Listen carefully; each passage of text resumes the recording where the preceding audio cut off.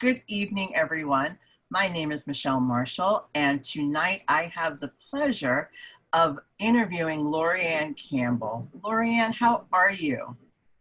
I'm excellent. Thank you so much, Michelle, for having me tonight. It is my pleasure. So tonight we're going to spend a little bit of time to get to know you better, to have the audience get to know you better. So let's start off. Tell us a little bit about yourself and what you do and how you got started. Okay, so I am LaurieAnn. I am that gal. That's my tagline. I am from Milton, Ontario, Canada, and I am a master's certified handwriting analyst. And how I started that is just interesting story about when I was 9 years old. I found books that my mother had about handwriting. I still have them. She gifted them to me, by the way.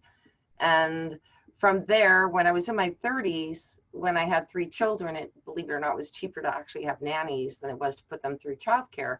So I wanted to bring in some French nannies from Quebec, and I got a letter from each one of them and a picture from each one of them. We had 2 beautiful blondes, and then we had this one lady who had sort of colored hair, spiked up, and I'm not quite sure. But what I did is I put the pictures aside, I took the handwriting, did the analysis, and I hired that one person. And yes, it was the one with the spiky hair and the one that you probably would have picked if you were picking from a picture. Why did I do that? Was because one was really tiny detailed. And as I was saying, Michelle, I don't want my children to have somebody who's super detailed. I mean, they're kids, right? They're 2, 4, and 8. Like, they don't want someone super detailed.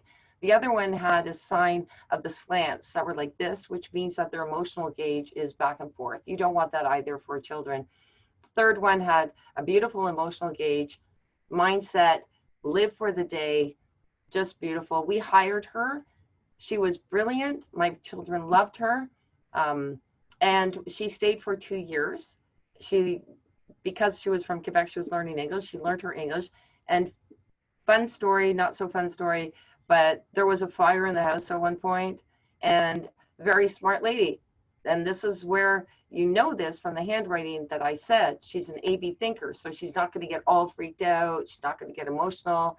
And first thing she did was get my son out of the house and call 911. That's what you want from those people. From there, in 2008, I found online this university that actually gets you certified in handwriting. I thought, I want to know more. So I did the certification, and then I moved on to taking the prison program, which actually includes the handwriting and NLP and all of the different concepts to be able to help somebody in coaching them with grapho therapy. And then I went on to my master's. And so I am the first Canadian and third in North America to get my master's in handwriting analysis. I'm pretty excited. Oh, amazing. Congratulations. And it's really interesting. I mean, at least I know myself personally wouldn't have thought how important handwriting analysis is. And you were able to vet and hire a nanny that was ideal for your kids, and then able to parlay that interest that you developed from a child into this thriving career. Now, what I'm curious about within the handwriting, you were saying, and speaking of the nannies, how there was a bit of slanting and such that had you figure out their personality. So how does that happen? How is it that a person's handwriting can reveal that information? And so here is my favorite story to say. When you're in a classroom with a whole bunch of your friends and you've got one teacher, and that teacher is teaching you how to write the same way when you're very young, but you look at the papers, everybody's writing differently. Why? Because it comes from the brain to your fingertips. It's a neural pathway. And so it doesn't matter what your teacher is teaching you, your brain's going to teach you that this is how I want to write. And it then reflects all your characteristics in your handwriting, which is phenomenal. And it's been studied for 100 years. It's a proven science. It won't tell you your future, but what it can do is tell you where you're at today and some of what the past is too, because if somebody's had some issues with the opposite sex, it'll show up in their handwriting. If they've been physically abused, you can see some of that at times in their handwriting. And just then you can deal with that person. If you're a therapist, a counselor, if you have this knowledge, then you know ahead of time, because some people won't want to tell you, but you already know that there's something there that you're going to have to work with, which is amazing. So it's not just doing handwriting for people, going out to parties and going, hey, give me your handwriting sample, or I'll do this. Right. It also is a tool for so many people, hiring, finding your perfect mate. Because you can date somebody, they can give you a resume. A resume can lie, but handwriting can't. Very, very interesting. So in reality, I'm just thinking now of whenever we go to a doctor's office, and we'll just say or a therapist's office, and they have, as an incoming patient, fill out the intake form. Ideally, with what you're saying, if that physician or doctor's office incorporated your services, they could be able to get a little bit of a head start of understanding where their patient's state of mind is, or state of being is, by just looking at that application based on their handwriting. Am I having a correct understanding of that? Absolutely. And it also works in sales. And basically, I was a service advisor for many years, and having this knowledge, when somebody came in and they have to sign their work order. Now, a signature only gives you a little snippet, but it tells people what you project to the world. So if somebody's crossing over their name, you're looking at them going, well, they're self-castigated. They're not happy with themselves. There's something in their life that makes them angry, because your name is your most important thing. So if you're crossing it out, there's something there. And if it goes to the back, it's something in the past. And then there's other people who write really brilliant. So the people right in the back, I'm going, okay, that person's really angry, so I better watch how I'm going to present myself in sales, right? Somebody who's exuberant with big handwriting, they want to know, what's going on. And then somebody who's really detailed, you're going to have to say, okay, well, this is specifically what's going on. You get to know your customers and your clients just by their handwriting before, and they don't even know it. That's the fun part. Right. They don't even know that you're understanding who they are before they even know it.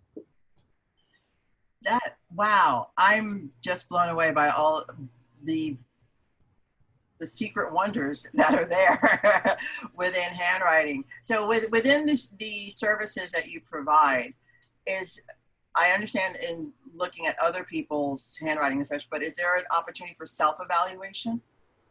Absolutely. And it's actually very scary when you're actually looking at that, because being a handwriting analyst now, whenever I'm writing at any one point, so I was talking earlier about, you've got the T-bar.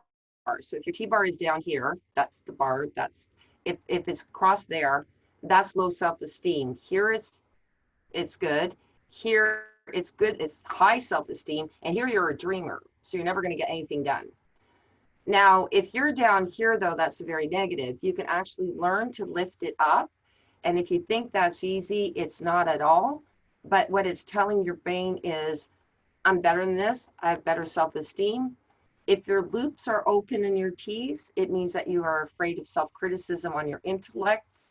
Open on your D's, afraid of your criticism in your physical. So if you look at just those three examples, look at your handwriting. And then, so I've closed my T's because mine used to be open, because I was always afraid of being criticized about being not intellectual enough. And yet I know I'm intelligent, but when you're speaking to other people, so that's like a self-confidence issue. So you close it up. But now and again, I see them open and I'm going, oh, what am I doing here? I'm starting to feel, again, that period of my life that I don't want to feel. So then you close them up again. But it's a self-awareness, right? So it's wonderful to know it for yourself as well.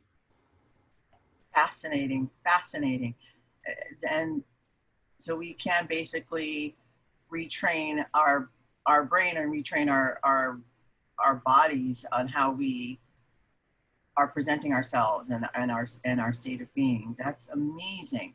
I would have never thought that something like that could be done in handwriting, or even to utilize handwriting as an additional tool in a sense of adjusting my mindset and my how I'm being present in the world. So that's amazing. How would somebody find you if they wanted to enlist your services? Well, I have two websites. One is handwritingspeaksvolumes.com. And on there too, I said I've got this really interesting handwriting analysis that I did with a friend of mine who used to help me with computers and unfortunately ended up killing his wife. So it's interesting to see what might have caused that to happen. I did actually get an article published in regards to his handwriting. So I had that though way before, but that's, you're not going to be able to say, hey, that person is going to kill his wife, but you can see the reasons that might have caused it to happen. And then the other one is IamThatGal.com. On there, it just basically shows everything that I do, my books and my podcasts. And I Am That Gal came from my dear friend Bart Baggett, who is the one who is my mentor and coach in the handwriting. And he says, someday you're going to walk into a room and they're going to say, hey, there's that handwriting gal. And then I thought, no, I'm also that branding gal. I'm also that author gal. I'm also that gal. So I am that gal. Excellent. That's amazing. You are definitely multifaceted, and it's just so fantastic.